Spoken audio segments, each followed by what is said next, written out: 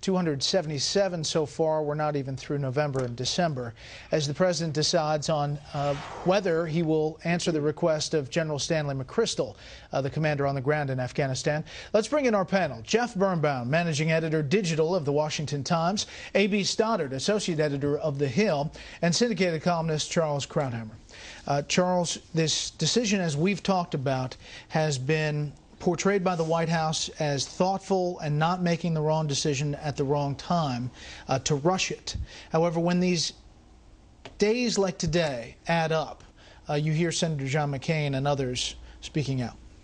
Well, it does, of course, impress us with the urgency of the matter and how it has to be decided. But I want to point out one thing about what Obama had said, where he talked about the long years of drift. There is something truly disgusting about the way he cannot refrain from attacking Bush when he is being defensive about himself. I mean, it's beyond disgraceful here. He won election a year ago. He became commander-in-chief 2 months later. He announced his own strategy, not the Bush strategy, his strategy 6 months ago. And it wasn't offhanded. It was in a major address with the Secretary of Defense and the Secretary of State standing with him.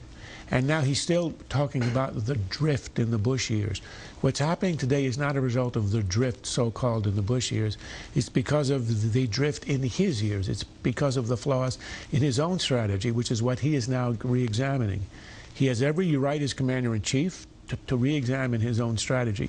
But he ought to be honest, forthright, and courageous enough as a president to simply say, I'm rethinking the strategy I adopted 6 months ago, and not once again, childlike, attack his predecessor.